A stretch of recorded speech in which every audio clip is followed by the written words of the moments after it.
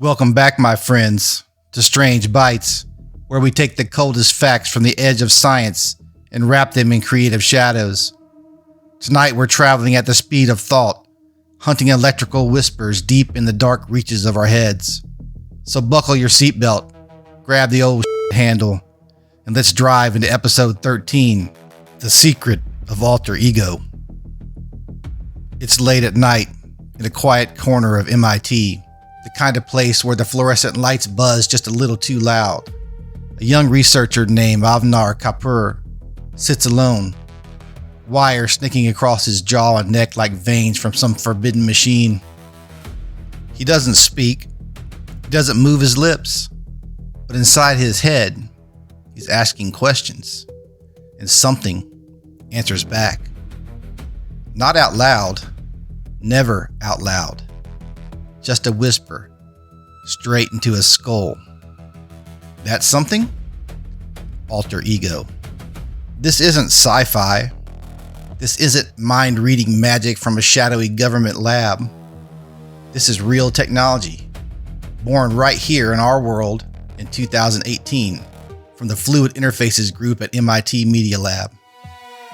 Arnav and his team, including Patty Mayes and others, built a wearable gadget that looks almost like a sleek hearing aid.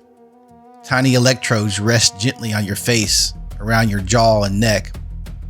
They listen for the tiniest electrical whispers your muscles make when you talk to yourself silently inside your head. You know that voice in your mind right now, reading these words, the one saying them without a sound? That's internal speech, sub-vocalization. Your brain still fires off the same little signals to your tongue, jaw, and throat muscles, even if nothing moves and nothing comes out.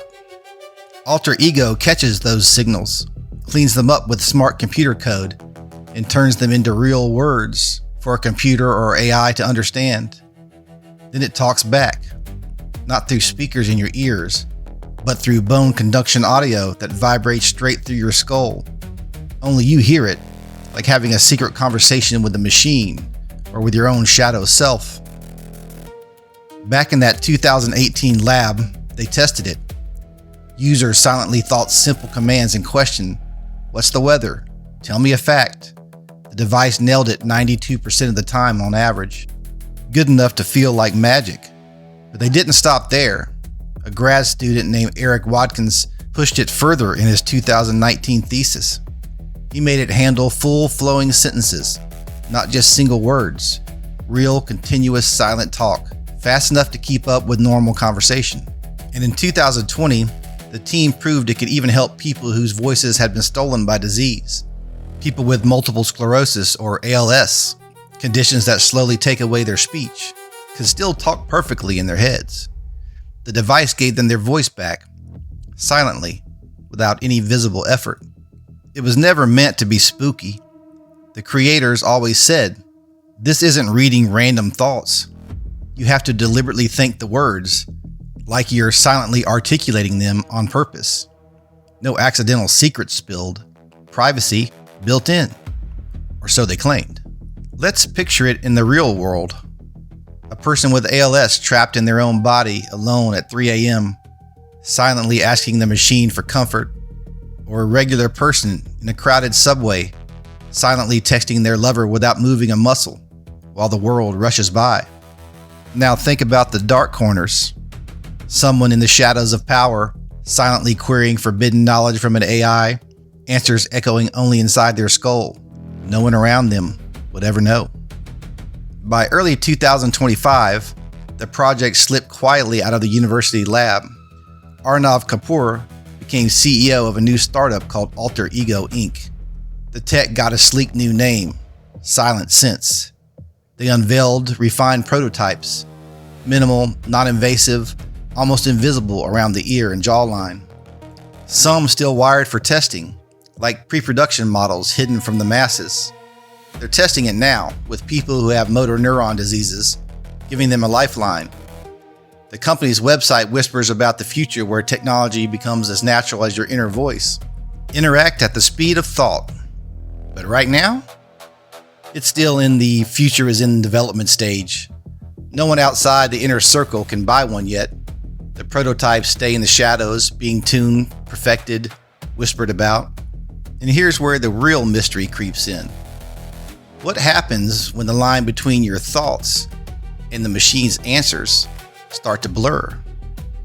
When you silently ask a question and the reply feels like it came from somewhere deeper than code? When society gets a hold of this, silent meetings, silent arguments, silent prayers to AI gods, will we still remember how to speak out loud? Or will the world grow quieter, darker, filled with people lost in their own private telepathic conversations, while the rest of us wonder what secrets they're sharing with the void? Alter ego isn't reading your mind, not yet, but it's listening to the voice you thought only you could hear. And once that door cracks open, who knows what else might slip through? So what does this technology mean for us? Well, let's step back from the shadows and stare straight into the abyss this tech opens up. Alter ego isn't just a gadget. It's a mirror held up to what it means to be human in the age of machines. For the first time, we've built a bridge between the private sanctuary of thought and the cold, calculating world of silicon and code.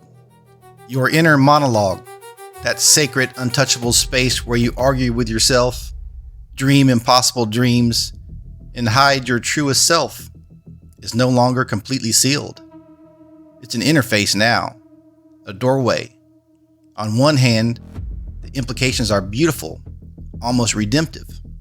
For millions silenced by illness, this is liberation. No more relying on slow eye tracking or clunky keyboards. They think, and the world responds. It levels the playing field in the most profound way.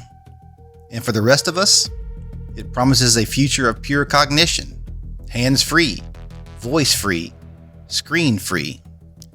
Imagine walking through life with AI as a true extension of your mind, answering questions before you even finish forming them, never breaking your connection to the real world around you. Human and machine, finally dancing as one. But stare a little deeper into the dark corners. Privacy of the mind has always been our last fortress. Laws can't touch thoughts. Governments can't eavesdrop on silence. Yet here we are, voluntarily wiring that fortress to the outside world. Even if the device only hears intentional signals today, what happens tomorrow when the algorithms get better? When companies or governments, or both, start collecting those neuromuscular patterns? And what about society? We already live half our lives inside our phones. With alter ego, we might disappear entirely into private mental bubbles, silent conversations in public, families at dinner, each lost in their own AI whisper. Will empathy survive when we stop practicing the messy, audible art of speaking and listening? Or will we evolve into something new, a species of quiet gods, half human, half augmented, where talking becomes as outdated as smoke signals? This forces us to ask, where does you end and the machine begin? If your inner voice can seamlessly merge with artificial intelligence, are your thoughts still purely yours? Or have we just outsourced part of our soul to the cloud? In the long game, decades from now, when this tech is as common as AirPods, we might look back at today's noisy world the way we look at cave paintings: primitive, loud, inefficient. But we might also mourn the loss of something sacred, the pure, unfiltered silence of a mind that belongs only to itself. Alter ego didn't just invent a new way to talk. It cracked open the question of what it means to think, and whether thinking alone will ever be enough again. Thanks so much for joining me in the shadows tonight. If this one left you wondering about your own inner voice, good. That's exactly where the bite should linger. Subscribe, share the strange, and I'll see you next time when we sink our teeth into the next real discovery hiding in plain sight. Until then, stay strange and question everything.